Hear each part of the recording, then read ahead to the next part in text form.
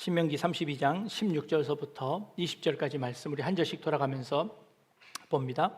그들이 다른 신으로 그의 질투를 일으키며 가증한 것으로 그의 진노를 격발하였도다.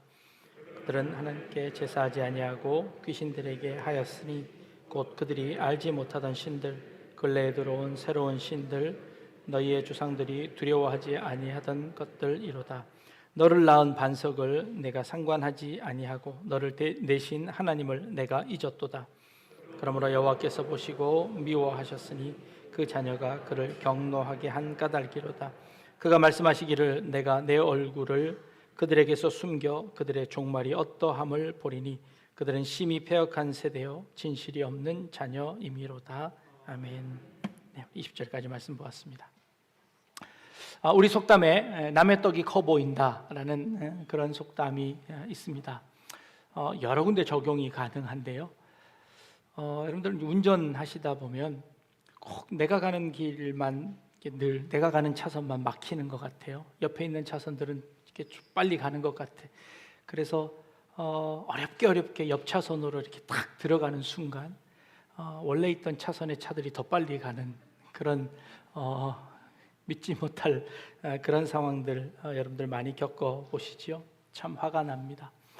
직장에서 나는 열심히 일하는데 옆에 있는 다른 직원은 그렇지 않는 것 같습니다. 그래서 그 직원들을 볼 때 늘 이렇게 마음이 불편하지요.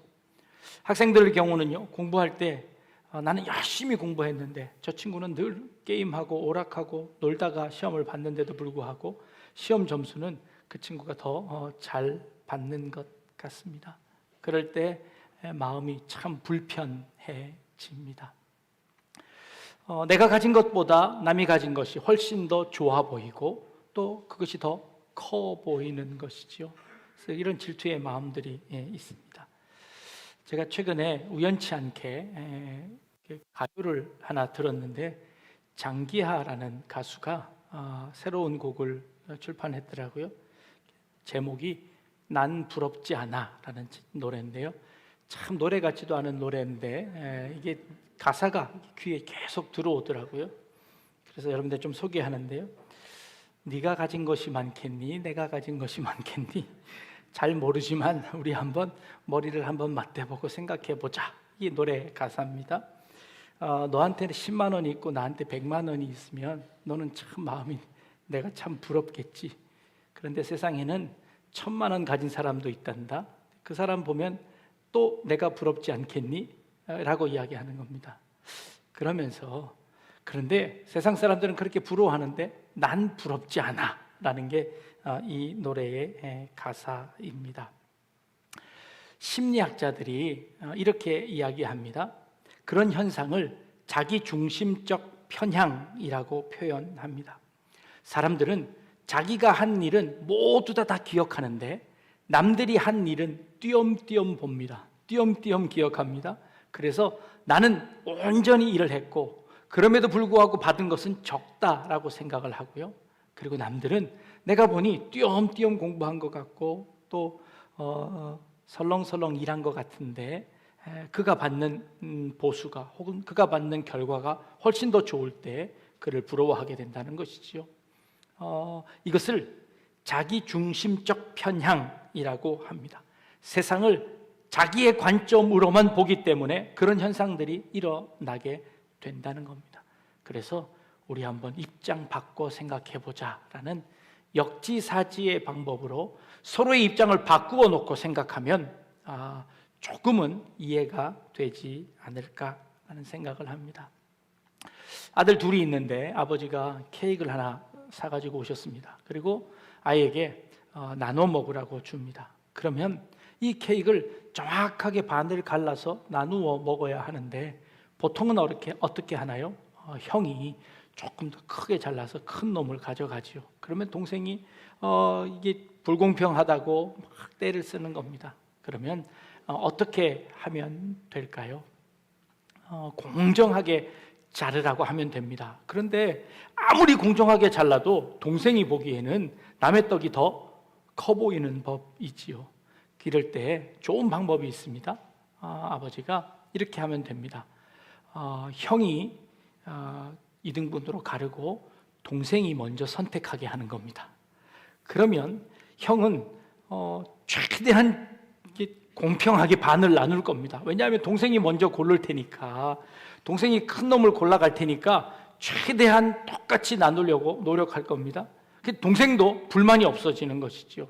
형이 아무리 정확하게 나누었다 치더라도 형이 먼저 가져가면 동생은 여전히 불만이 있을 겁니다. 그래서 형이 자르고 동생이 먼저 가져가게 하면 이제 조금 공정하게 될 겁니다.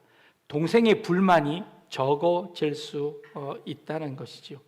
이것은 인간의 불완전한 마음 때문입니다. 이기심 때문입니다. 남의 것이 더 커 보이기 때문에 늘 무슨 일을 하더라도 그것이 불공평하다고 사람들은 느끼기 때문이지요.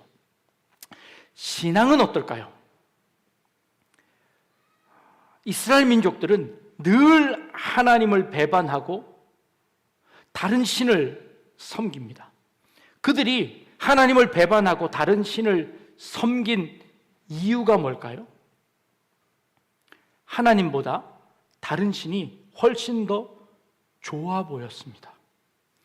우리가 늘 섬기던 그 하나님보다 다른 이방 민족들이 섬기는 그 신들이 훨씬 더 좋아 보였습니다. 왜 좋아 보였을까요? 그들은 늘 제사할 때마다 그들의 신은 그들의 기도에 응답하는 것처럼 보였습니다. 그들의 요구에 그들이 믿는 신은 늘 좋은 방법으로 대답해 준다고 생각했습니다. 근데 자신들이 믿고 있는 그 하나님은 아무리 기도해도 우리의 마음대로, 우리의 소원대로 하나님이 그 소원을 들어주시지 않는다고 생각했기에 그들은 자신의 신을 버리고 하나님을 버리고 이방 신으로 가는 것이죠. 남의 떡이 훨씬 더 커 보이는 겁니다. 물론 하나님만이 참 하나님이시고 모든 신들 가운데 가장 위대하신 하나님이라는 것을 우리는 압니다. 그런데도 불구하고 그들이 하나님을 떠난다는 것은 무슨 말입니까? 그들이 생각하기에 하나님은 힘이 없다고 생각하는 겁니다. 아니, 힘이 있더라도 날 사랑하지 않는다고 생각하는 겁니다. 하나님이 내 기도를 들어주시지 않는다고 생각하는 겁니다. 그래서 그들은 하나님을 떠나 다른 신들에게 머리를 조아리는 그런 결과가 나오는 것이지요. 자, 그러면 이것은 누구 잘못일까요? 하나님 잘못인가요? 아니면 이스라엘 백성 잘못인가요? 아니, 하나님께서 이스라엘 백성들이 기도할 때마다 그 기도를 들어주신다면 이스라엘 백성들이 하나님을 떠나겠습니까? 하나님이 이스라엘 백성들이 원하는 것을 늘 채워줬다면 그들이 하나님을 떠날 필요가 있을까요? 하나님 이외에 다른 신을 섬길 이유가 있을까요? 그렇지 않을 겁니다. 그렇죠. 하나님이 늘 우리의 기도를 응답하시고 우리의 소원을 다 들어주신다면 굳이 다른 신을 섬길 이유가 없지요. 그렇죠? 그런데 그럼에도 불구하고 하나님을 떠났다는 것은 무엇을 의미합니까? 하나님께서 그들의 소원을, 그들의 기도를 들어주시지 않았다는 것을 의미하는 겁니다. 하나님은 왜 그들의 기도를 들어주시지 않았을까요? 하나님 책임 아니십니까? 하나님 잘못하신 것 아닙니까? 하나님이 조금만 더 잘해주셨으면, 하나님이 조금만 더 관심 가져주셨으면, 하나님이 우리한테 조금만 더 친근하게 해주셨다면 우리가 하나님을 더 잘 섬겼을 텐데, 하나님이 우리의 기도에 응답하시지 않았기 때문에 우리는 하나님과 멀어진 것입니다. 그러니 이것은 우리의 책임이 아니라 하나님 책임입니다 라고 이야기할 수 있을까요? 심지어 오늘 우리가 읽은 본문에서 하나님은 질투하는 하나님이시랍니다. 하나님이 우리한테 삐져가지고 하나님이 우리의 기도를 들어주시지 않는다는 그런 하나님이라는 겁니다. 하나님이 질투하신다는 것이 이게 도대체 말이나 되는 표현입니까? 그런데 성경은 자주 하나님은 질투하신다고 표현하고 있습니다. 하나님이 질투하신다는 이 표현은 도대체 무슨 뜻일까요? 하나님이 정말 우리 사람들처럼 그렇게 우리에게 섭섭한 것이 있어서 우리를 질투하시는 그런 하나님이실까요? 질투라는 단어의 원문을 좀 찾아보았습니다. 이 단어는요, 카나라는 단어를 사용하고 있는데, 이 단어를 가장 잘 번역하는 수는 이게 질투라는 단어밖에는 없습니다. 그런데 이 질투라는 이 단어를 조금 다른 뉘앙스가 그 속에 포함되어져 있습니다. 이 뉘앙스를 좀 알아야 이 단어를 이렇게 이렇게 피부로 이렇게 와닿는데요. 그 단어를 조금 설명을 해드리면 이런 단어입니다. 그 어근을 살펴보면 씨나 열매들을 이렇게 품 안에 안에서 이렇게 잘 보호하는 것, 이게 카나라는 뜻이고요. 어미새가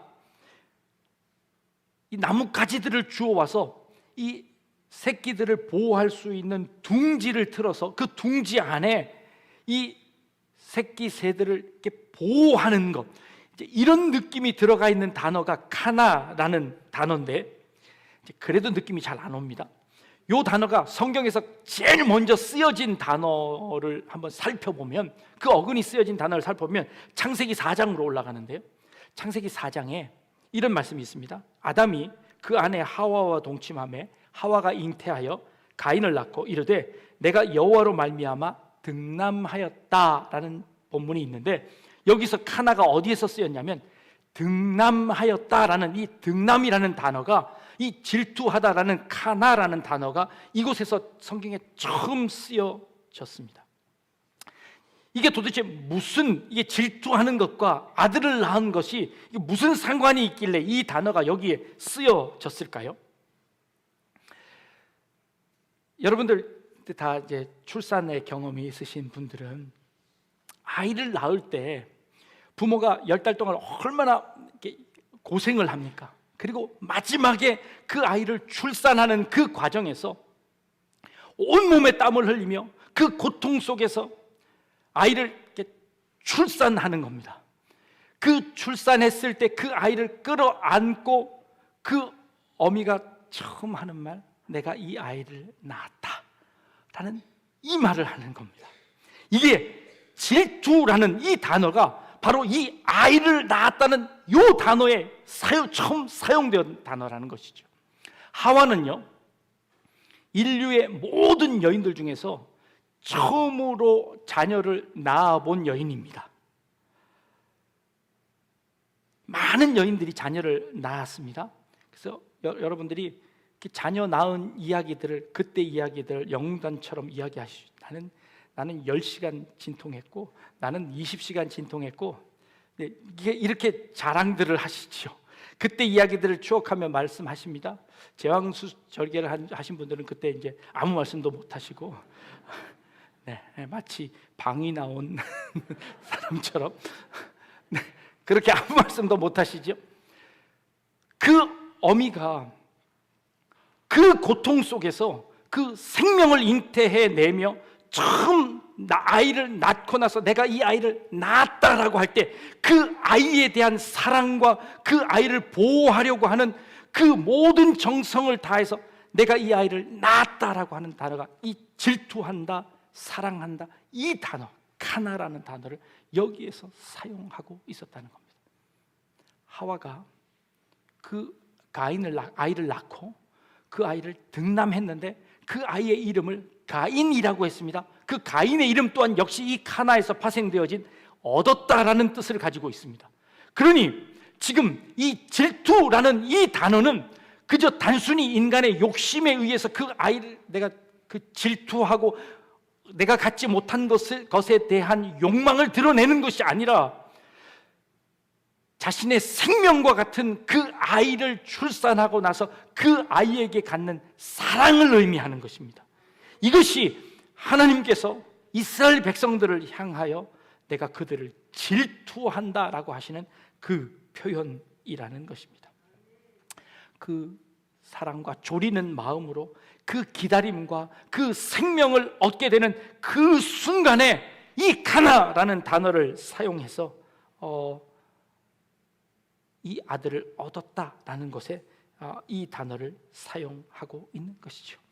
하나님이 우리를 질투하신다는 것은 마치 이것과 같이 하나님께서 우리를 이렇게 사랑하고 계시다는 것을 표현하고 있는 것입니다. 인간의 욕심에 따라 질투하는 것이 아니라 하나님은 여러분 한 생명 한 생명을 천하보다도 더 귀하게 여기셔서 여러분들의 그 생명을 구원해 내기 위해서 하나님은 그렇게 여러분들을 사랑하고 계시다는 겁니다. 하나님이 이렇게 사랑하시는데 하나님께서 우리의 기도를 듣지 아니하시는 이유가 뭘까요? 그것은 바로 이겁니다.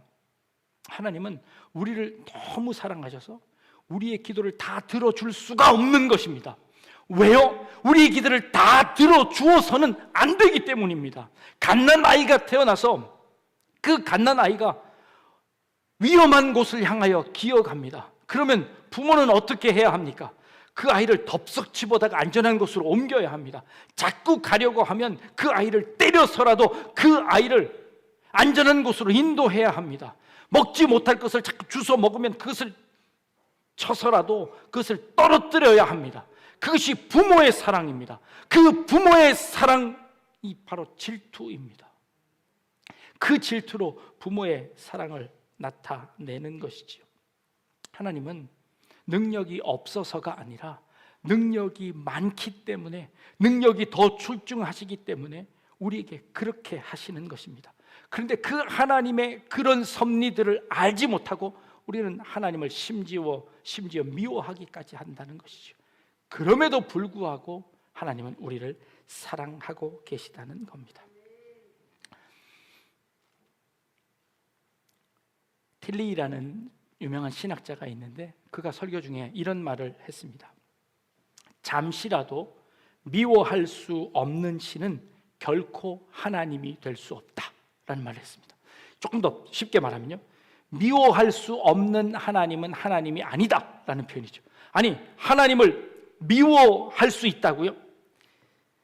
이 말을 한번 뒤집어 보십시오.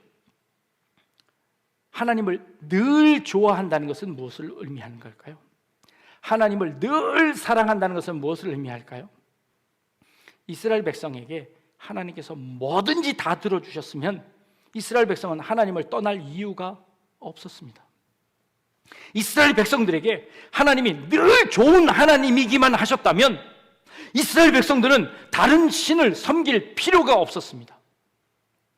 이스라엘 백성들에게 가끔은 하나님은 엄한 하나님이셨고, 이스라엘 백성들에게 가끔 하나님은 말도 안 되는 것을 요구하는 하나님이시기도 했었고, 자신의 기도에 침묵하시는 하나님이기도 하셨고, 내가 싫어하는 것을 시키는 하나님이기도 하셨습니다.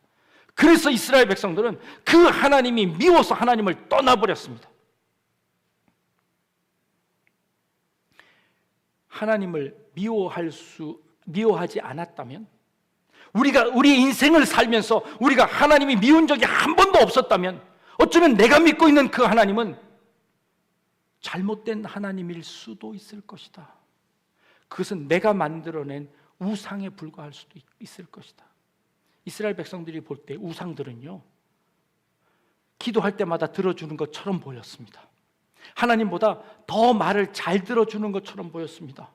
그래서 그 우상에 빠진 것 아닙니까? 그래서 그 우상을 쫓아간 것 아닙니까? 하나님이 응답해 주시지 않을 때 우리는 오히려 하나님의 더 큰 사랑을 느끼는 것입니다. 하나님께서 내 기도에 응답해 주시지 않을 때, 하나님은 그러면 내가 하나님을 미워할 것을 알면서도, 그러면 내가 하나님을 싫어할 것을 알면서도 하나님은 그렇게 하셔야만 했습니다. 왜요?